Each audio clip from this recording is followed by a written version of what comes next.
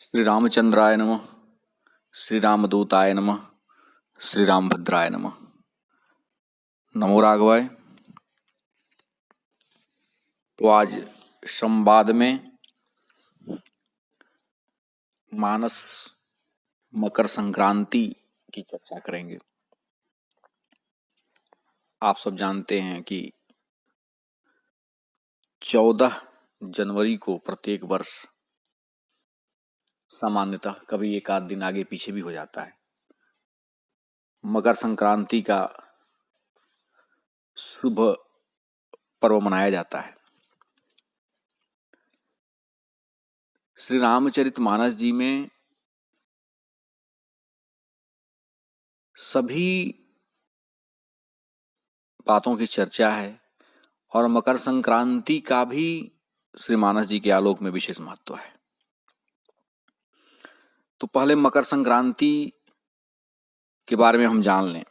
एक अनुरोध मैं करूंगा कि आप सब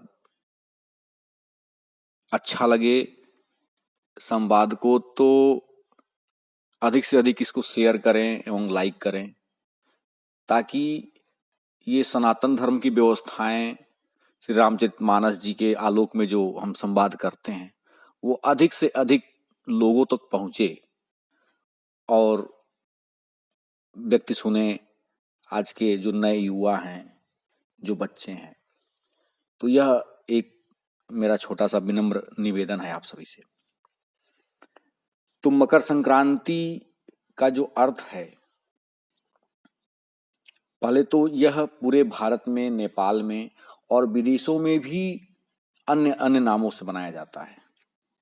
भारत में देखा जाए तो हम सब उत्तर प्रदेश, बिहार में इसको खिचड़ी के नाम से जानते हैं, खिचड़ी खाने की परंपरा है। तमिलनाडु में पोंगल के नाम से मनाया जाता है। पंजाब में तो अत्यंत महत्व है, लोहड़ी के नाम से एक दिन पूर्व ही संध्या पर काफी आयोजन होता है, नृत्य होते हैं। कर्नाटक, केरल, आंध्र प्रदेश में इसको संक्रांति के नाम से मनाया जाता है। कहीं कहीं इसको उत्तरायणी भी कहा जाता है। क्यों कहा जाता है इस पर आगे चर्चा करेंगे।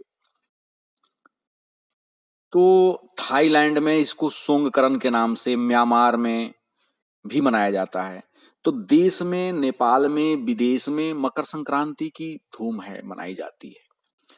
अति पवित्र त्योहार है और भारत में तो अत्यंत, हमारे यहाँ तो इस पूरे उत्तर भारत में गंगा जी में स्नान करने की परंपरा है।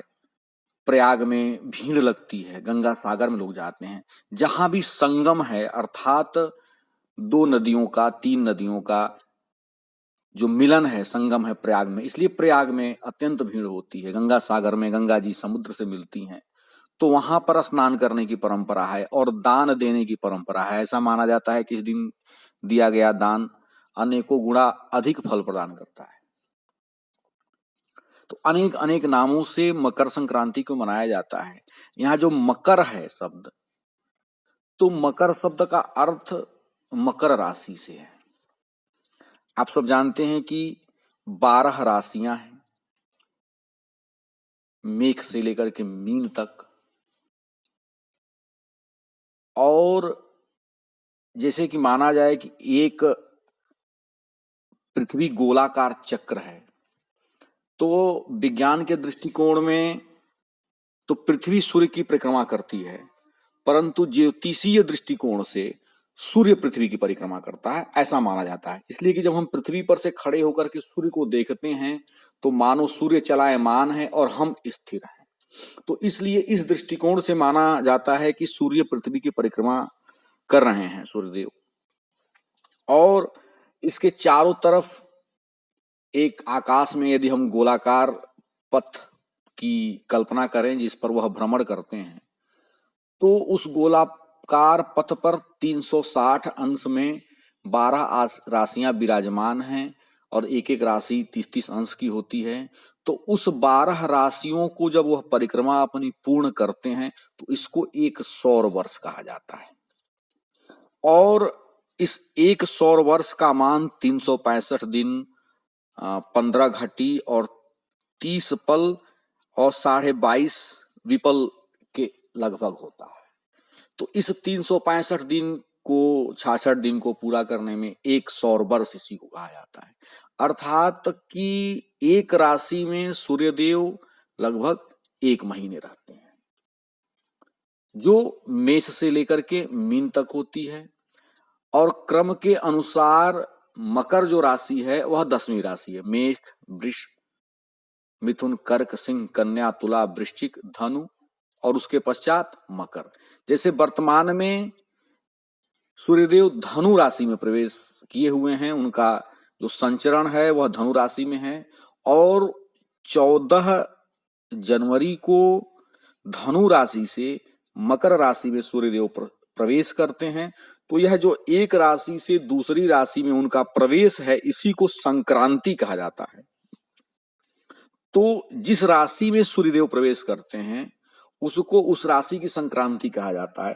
अर्थात जब धनु राशि से सूर्यदेव मकर राशि की सीमा में प्रवेश करेंगे तो उसको मकर संक्रांति कहा जाएगा। तो साल भर, वर्ष भर उनका किसी न किसी राशि में सूर्यदेव रहते हैं और उनका अपना अलग महत्व है। हर राशि पर उनका कुछ न कुछ प्रभाव होता है, इसलिए कि 9 ग्रहों के राजा जो हैं वह सूर्यदेव हैं और दृश्य देवता हैं, दिखने वाले देवता हैं। बाकी सबको हम देख नहीं पाते इन नंगी आंखों से, हम प्रतिदिन देखते हैं। उनका हमारे जीवन पर अत्यधिक प्रभाव है। यदि सूर्यदेव न रहें, उनका प्रकाश न रहे तो यह जीवन नहीं रह जाएगा। इसलिए वह प्रत्यक्ष देवता है, तो उनका हमारे जीवन पर डायरेक्ट प्रभाव है, सीधा रिलेशन है, उनकी किरणों का प्रभाव है। लेकिन मकर राशि में प्रवेश करने को ही क्यों इतना अत्यधिक महत्व दिया जाता है, इसको हम यदि सूक्ष्म रूप में समझ लें तो महीने को हम लोग चंद्रमा की गति के आधार पर देखते हैं। चंद्रमा जैसे जैसे बदलता है तो तिथि कहा जाता है, तो इसलिए उसको चंद्रमास कहा जाता है। साल भर में 2 अयन होते हैं, उत्तरायण और दक्षिणायन। उत्तरायण को देवताओं का दिन कहा जाता है और दक्षिणायन को देवताओं की रात कही जाती है। तो मकर में जब सूर्यदेव प्रवेश करेंगे उस समय से सूर्य उत्तरायण हो जाते हैं और यह जो भारतवर्ष है, भारतवर्ष उत्तरायण में है, उत्तर क्षेत्र में है। तो जब से मकर राशि में सूर्यदेव प्रवेश करते हैं तो इधर दिन बड़ा होने लगता है और रात छोटी होने लगती है। इसी को देवताओं का दिन कहा जाता है। तो सूर्य का जो प्रकाश है वो धीरे धीरे हमको अत्यधिक मिलने लगता है, गर्मी बढ़ने लगती है और फूल पौधों में, जीवन पर प्रकाश हमको अधिक मिलने लगता है। इसलिए मकर राशि का महत्व है। तो मकर संक्रांति और कर्क की संक्रांति, इन 2 संक्रांतियों का सूर्यदेव का अत्यधिक महत्व है। इसलिए कि फिर मकर से लेकर के 6 माह तक वह उत्तरायण रहते हैं। मकर, कुंभ, मीन और मेष, वृष, मिथुन, इन 6 राशियों में वो उत्तरायण रहते हैं और फिर जब मिथुन से कर्क में जाते हैं तो जब कर्क की संक्रांति होती है तो वहां से दक्षिणायन हो जाते हैं और जब सूर्य दक्षिण की तरफ जाते हैं तो देवताओं की इसको रात मानी जाती है। फिर दिन छोटा होने लगता है, रात बड़ी होनी शुरू हो जाती है। फिर जब अत्यधिक उधर चले जाते हैं दक्षिण की तरफ तो जाड़ा आ जाता है, जो इस समय वर्ष चल रहा है। तो सूर्य इसलिए जब धनु से मकर में प्रवेश करते हैं तो चारों तरफ उत्साह का माहौल फैल जाता है और देवताओं का दिन हो जाता है तो शुभ कृत्य अत्यधिक प्रारंभ हो जाते हैं। वैसे तो कार्तिक मास के शुक्ल पक्ष की एकादशी से ही जब भगवान विष्णु शयन से जग जाते हैं तब से भी शुभ कार्य प्रारंभ हो जाते हैं। लेकिन जब वो धनु पर आते हैं तो धनु के जो स्वामी हैं बृहस्पति, उनकी राशि पर आ जाते हैं तो उनको अस्त मान लिया जाता है, तो खरमास प्रारंभ हो जाता है। तो यह एक अलग विषय है, ज्योतिषीय विषय है, लेकिन हम सब मानस के आलोक में मकर संक्रांति की चर्चा आज कर रहे हैं संवाद में। तो इसलिए जब मकर की संक्रांति होती है अर्थात मकर राशि पर जब सूर्यदेव आते हैं तो वह उत्तरायण होते हैं और पूरे देश में, उत्तर भारत में, विदेशों में भी जो उत्तरी गोलार्ध में हैं जो देश पड़ते हैं जिन पर सूर्य की रोशनी मिलती है, तो सब दान उपदान, तीर्थों पर जाने की परंपरा, स्नान करने की परंपरा ये प्रारंभ होती है और इसलिए इस मकर संक्रांति का महत्व है। मानस जी में भी बालकांड में जब भगवान भोलेनाथ मां पार्वती को कथा प्रारंभ करते हैं, तो आप जानते हैं कि मानस जी में 4 वक्ता हैं और 4 श्रोता हैं। भगवान शंकर मां पार्वती को कथा सुना रहे हैं, महर्षि याज्ञवल्क्य जी भारद्वाज जी को कथा सुना रहे हैं, काकभुसुंडी जी गरुण को कथा सुना रहे हैं, और श्री तुलसीदास जी महाराज संतों को कथा सुना रहे हैं। तो जो कथा भगवान शंकर मां पार्वती को सुना रहे हैं, वह वही कथा सुना रहे हैं जो याज्ञवल्क्य जी ने भारद्वाज जी को सुनाई थी। तो जब भगवान शंकर कथा प्रारंभ करते हैं, प्रवेश करते हैं, प्रारंभ करते हैं सुनाना, तो चौपाई जो कहते हैं, वहां मकर संक्रांति का महत्व दिखता है। तो श्री बालकांड जी के 44वें दोहे के अंतर्गत की जो तीसरी चौपाई वो कह रहे हैं, बाबा लिखते हैं कि माघ मकरगत रवि जब होई तीरथ पति आव सब कोई। अब वो अर्थ क्या है कि माघ मकरगत, अर्थात कि 2 बातें कह रहे हैं। यह तो माघ महीने में जब सूर्यदेव मकर राशि पर आते हैं, जबकि वास्तव में आप देखेंगे तो इसमें पौष का महीना चल रहा है और पौष में सूर्यदेव की संक्रांति मकर पर हो रही है। तो यहां जो माघ है, ये जो पौष है, ये एक चांद्रमास की बात की गई है और एक सौर मास की बात की गई है। मैंने कहा कि एक चंद्रमा से महीने की गणना हम देखते हैं, जो हम तिथियों की गणना करते हैं, जो पक्ष देखते हैं, वो हम चांद्रमास से करते हैं, चंद्रमा की गति से करते हैं। एक अमावस्या से दूसरी अमावस्या तक का जो समय होता है, उसको हम चांद्रमास कहते हैं। इसलिए अमावस्या के बाद पूर्णिमा की जो पहली तिथि होती है, उसको हम प्रतिपदा कहते हैं, तथा अमावस्या जब पूर्णिमा का 15 दिन, उसके बाद अमावस्या कृष्ण पक्ष प्रारंभ होता है, वह 15 दिन, तो जो 15वां दिन होता है उसको 30 अंक से कहा जाता है। तो यह चांद्रमास की बात कर रहे हैं यहाँ पर। तो माघ महीने में, वैसे पूरा माघ ही माना जाता है, जब सूर्य मकर राशि पर आता है, तो कह रहे हैं कि तीर्थपति आव सब कोई। तीर्थपति अर्थात प्रयागराज में, इलाहाबाद में जिसका पूर्व नाम था, अब तो प्रयाग कर दिया गया, सब आते हैं। अब सब माने कौन कौन आता है? तो कह रहे हैं कि सब का अर्थ हुआ कि पाताल से, स्वर्ग से और मृत्यु लोक से, तीनों लोकों से वहां पर लोग आते हैं। किस लिए? तो स्नान करने के लिए। देव दनुज किन्नर नर श्रेणी सादर मज्जहि सकल त्रिवेणी।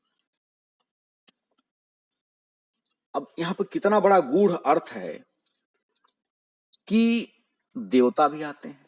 तो देवता कहाँ के वासी हो गए? तो देवता वासी हो गए, स्वर्ग से देवता आ गए। और दनुज देवताओं के जो भ्राता हैं, दनुज अर्थात असुर भी आते हैं, वह पाताल से आ गए। तो स्वर्ग से भी लोग आते हैं, पाताल से भी लोग आते हैं, और पृथ्वी से भी मनुष्य आते हैं। मनुष्यों की विभिन्न प्रकार की श्रेणियां आती हैं। तीर्थपति आव सब कोई। आप सब जानते हैं कि तीर्थों में एक भाव आता है कि तीर्थ में केवल संत ही जाते हैं, ऐसा नहीं है। तीर्थ में असंत भी जाते हैं। बहुत सारे असनार्थी तीर्थार्थी जब पहुंचते हैं तीर्थों पर, तो किसी का सामान गायब हो जाता है, किसी का बटुआ चला जाता है। अर्थात संत ही नहीं जाते, असंत भी जाते हैं। इसीलिए बाबा का बड़ा गूढ़ पूज्यपाद कहते हैं कि तीर्थपति आव सब कोई। सब में अच्छे भी हैं, सब में बुरे भी हैं। तो देवता भी आते हैं, दनुज भी आते हैं, और मनुष्यों की विभिन्न प्रकार की श्रेणियां आती हैं। इसलिए कि मकर संक्रांति का महत्व है। और मकर संक्रांति में किसी भी ऐसे योग पर तीर्थों का विशेष महत्व हो जाता है, स्नान हो जाता है। स्नान से व्यक्ति पुण्य अर्जित करने का प्रयास करता है। तो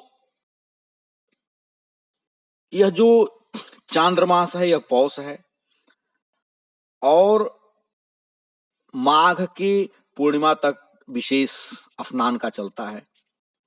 अभिजीत में ब्रह्म नक्षत्र पर सूर्य आते हैं, इसीलिए यह जो मकर है, उसी राशि में यह नक्षत्र आता है, तो इसको अति पावन माना जाता है। तो यह जो देवताओं की, दनुजों की और मनुजों की ये जो 3 श्रेणियां हैं, वह गंगा, जमुना और सरस्वती, इस त्रिवेणी के संगम में स्नान करने के लिए इस मकर संक्रांति के पावन अवसर पर प्रयागराज तीर्थराज प्रयाग में पहुंचती है और सादर मज्जहि सकल त्रिवेणी, तो स्नान भी आदर सहित करते हैं। यदि तीर्थों में यहाँ पे संकेत ये है कि यदि हम किसी तीर्थ में जाएं, किसी शुभ स्थान पर जाएं, तो वहां पर यदि स्नान करें तो सादर अर्थात आदर सहित करें, भाव से करें। उस तीर्थ के, उस नदी के प्रति हमारा भाव हो, समर्पण हो। इसलिए कि गीता में भगवान कहते हैं कि अश्रद्धया हुतम दत्तम तपस्तप्तम कृतम चयत असदित्युच्यते पार्थ न च तत्प्रत्य नो इह। गीता के 17वें अध्याय में भगवान कहते हैं कि यदि कोई कार्य अश्रद्धा से किया जाए, अश्रद्धा से होम, दान, तप जो कुछ भी किया जाए वो असत होता है। तो जो काम करें हम श्रद्धा से करें। इसलिए पूज्यपाद कहते हैं कि सादर मज्जहि, सब आते हैं और सादर भाव पूर्वक स्नान करते हैं। सादर पूर्वक यदि स्नान किया जाए तो सारे पाप परिताप मिट जाते हैं। पूज्यपाद बालकांड में ही 42वें दोहे के अंतर्गत कहते हैं कि सादर मज्जन पान किए थे और मिटहि पाप परिताप हिए थे। तीर्थों पर तो मुंडन कराने की भी बड़ी परंपरा है। आप देखें आप काशी में चले जाएं और दक्षिण भारत से जो आते हैं तीर्थवासी, वह मुंडन अवश्य कराते हैं। क्षौर कर्म कराने का एक विधान है। शास्त्र कहते हैं कि मुंडनम चोपवासम च तीर्थ स्थाने विधीयते। तीर्थ स्थान पर मुंडन का, क्षौर कर्म का विधान है। और माघ के स्वामी माधव माने जाते हैं, तो माघ के स्वामी माधव हैं। और मकर राशि के स्वामी शनिदेव हैं। आप जानते हैं शनिदेव को 12 राशियों में 2 राशियों का स्वामी बनाया गया है, मकर का और कुंभ का। तो 2 महीने अर्थात मकर में, और शनिदेव सूर्य के पुत्र हैं, तो सूर्यदेव 14 तारीख को अर्थात मकर की जब संक्रांति होती है तो वह अपने पुत्र के घर में आते हैं, और मकर और कुंभ 2 महीने वो अपने पुत्र के यहाँ रहते हैं। तो और महत्व बढ़ जाता है, पिता और पुत्र का मिलन होता है। हालांकि दोनों लोगों में ज्योतिषीय गणित से देखा जाए तो शत्रुता है, मेल नहीं है दोनों लोगों में। 36 का आंकड़ा है। तो स्नान करते हैं और स्नान करने के बाद यह जो संत हैं वो बाबा कहते हैं कि पूजे ही माधव पद जल जाता। बेड़ी माधव का दर्शन करते हैं। आप जाएंगे प्रयागराज तीर्थ में, तीर्थराज प्रयाग में, तो वहां पर माधव के मंदिर है, वेणी माधव का मंदिर है। तो पूज ही माधव पद जल जाता और परसी अक्षय बट हरस ही गाता। अक्षय बट का स्पर्श करते हैं, दर्शन करते हैं। अक्षय बट अब सबके लिए खोल दिया गया है। जो वहां पर किला है, किले के अंदर पहले बंद था, नहीं सब दर्शन कर पाते थे। लेकिन हमारे योगी सरकार को धन्यवाद है कि उसको आम जनमानस के लिए खोल दिया गया है। तो आम जनमानस भी अक्षय बट जो हजारों वर्षों से, लाखों वर्षों से पड़ा हुआ है, वहां पर खड़ा है, तो उसका दर्शन सब लोग करते हैं। माधव का करते हैं। कल्पवासी जो महीनों तक वहां रहते हैं, माघ की पूर्णिमा तक प्रयाग में रह करके, और पूर्णिमा का स्नान करने के बाद धीरे धीरे वहां से चलते हैं। पूर्णिमा से प्रारंभ होता है, पूर्णिमा तक समापन होता है। इसलिए कहते हैं कि पूर्णिमायाम समारंभम पूर्णिमायाम समापयेत और मकरे वा समारंभम कुंभे वा समापयेत। मकर राशि पर जब आते हैं तब से लेकर के, और जब कुंभ राशि तक की पूर्णिमा तक रहते हैं सूर्यदेव, तब तक वहां पर रह करके वहां पर कल्पवासी प्रतिदिन सुबह शाम स्नान करते हैं। तो यह जो मकर का महत्व है, मकर की संक्रांति का महत्व है कि भगवान सूर्यदेव अपने घोड़ों सहित, उनके जो 7 घोड़े हैं, जो सारथी उनके अरुण हैं, गरुड़ के भाई जो उनके सारथी अरुण हैं, उनके साथ मकर राशि पर आ रहे हैं। इसका इतना महत्व है। तो मानस जी में भी मकर का बहुत बहुत महत्व है। हालांकि मकर एक जलचर है, जल तत्व की राशि भी इसलिए इसको कहा जाता है। और अन्य स्थानों पर भी मकर का बड़ा मानस जी में प्रयोग हुआ है। सुंदरकांड में जब आप पढ़ेंगे तो जब कोप करते हैं समुद्र के ऊपर तो समुद्र खौलने लगता है, और पूज्यपाद लिखते हैं कि मकर उरग झस गन अकुलाने जरत जंतु जल निधि सब जाने। समुद्र में रहता है वो, संकुल मकर उरग झस गाती अति अगाध दुस्तर सब भांति। तो यह एक जल तत्व की राशि है, यह एक अलग ज्योतिष का विषय है। लेकिन बाबा भोलेनाथ को जब कथा प्रारंभ करना होता है तो मकर संक्रांति के अवसर पर जो महर्षि याज्ञवल्क का भारद्वाज मुनि के साथ जो संवाद होता है, उस संवाद को आधार बना करके और भगवान भोलेनाथ इस पावन श्री रामचरितमानस और श्री राम की कथा का प्रारंभ करते हैं कि एक बार भरी मकर नहाए, मकर सब मुनीस आश्रमन सिधाए। एक बार जब ऐसे ही मकर संक्रांति के अवसर पर सारे संत मुनि आते हैं तो उसी समय सब स्नान करने के बाद जब आप चले जाते हैं तो याज्ञवल्क्य मुनि परम विवेकी, तो ऐसे याज्ञवल्क महाराज महर्षि परम विवेकी हैं और उनको भारद्वाज ऋषि पैर पकड़ करके भारद्वाज राखे पद टेकी, उनके चरणों में पड़ करके कि हे महर्षि, हे ऋषि, आप रुकिए। और वहां से भगवान राम के विषय में जो उनका प्रश्न है और उस पे जो गंगा यमुना और सरस्वती की त्रिवेणी उनके मुख से निकली है, वही इस राम कथा श्री रामचरितमानस में वर्णित की गई है। तो आज संवाद में बस अति सूक्ष्म रूप में मकर संक्रांति के कुछ बारे में और श्री मानस जी का वो जो उससे कनेक्शन है उसके बारे में कुछ संवाद में सात्विक तात्विक चर्चा की गई।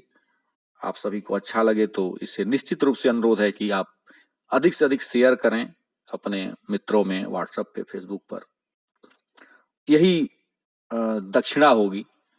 इसी के साथ नमो राघवाय।